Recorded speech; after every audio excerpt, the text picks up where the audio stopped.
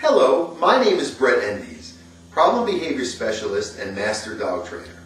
What I am going to demonstrate today is how to use basic commands to solve most common behavior problems shown in dogs. The reason why we use commands is because the dog who's of higher authority, the pack leader or the alpha dog you might have heard of, comes up to their pack mates and makes a request.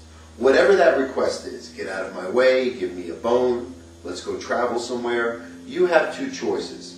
If you accommodate the request of the leader, you understand that they're in charge of you, you don't have to worry about a thing, they've got your life all under control. That is sort of the role that we're trying as humans to establish with dogs who can't feel that at any times in their life they have to be concerned with being of higher authority in a human type of existence. It's just way too much responsibility for any dog to handle. Now, what happens is now, if that dog came up and made the request, and that other dog decided that they might now be the leader, they're going to give body language to say, make me.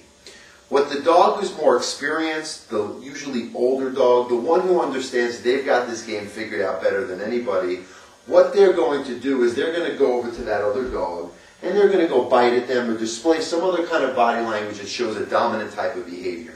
Most cases, it's not to try to hurt the other dog, draw blood. It's just to show that they have the confidence, know-how, and ability to step in and take control of the other dog's situation.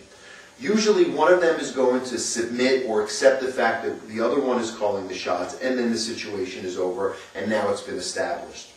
So, what we're trying to do is emulate that way of communicating by using the commands as our request to come up to our dog and tell them that we want something performed.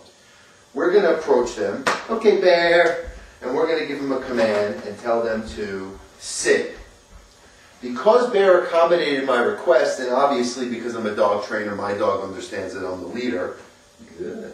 I tell him that he's doing the job well done, I'm praising him, we don't need to manipulate him with treats, just feeling genuinely proud of him, he's going to understand that. Also what he's going to understand is that we now have his life taken care of, so he can just hang out and relax. I've got everything under control on my shoulders.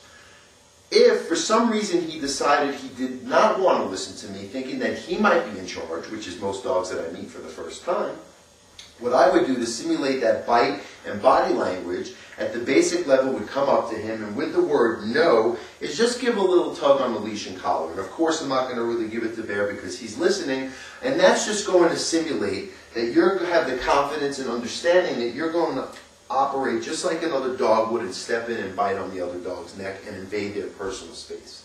Most dogs at that point will sit because they understand that now you know how to do it like another dog would. Rarely do you find a dog that is so strong-willed that they think that they can step past you now understanding this, especially when you're using a leash and collar. And I might point out is that you're not trying to hurt your dog. You don't want to use prong collars and pinch collars as your first line of defense. They're there, they have merit, but really what you're trying to show is you have that timing, understanding, intuition, the consistency like another dog, not to try to hurt them, to scare them or muscle them into submission. This is just a general philosophy. Of course it goes into more specifics, deeper meaning situations. However, by covering this general principle, I would say at least 75% of your most common behavior problems in dogs are going to fall into the wayside just by approaching your dog in this fashion. And again, it doesn't have to be forever. It's just for a short establishment period, especially when the dog is younger, just so they understand that life is a certain way. And once on their own, they start performing in a way that is not subordinate, but more neutral and understanding that they don't have to be so concerned with life's daily doings in the human world. That's when you can go back to being nice and gentle and loving your dog, and now they're not going to think they have a sucker on their hand and they're not going to take advantage of it. It should be for a short term, and once you establish that, you'll see the communication, the bond, and the life you share with your dog, it's going to be so much greater.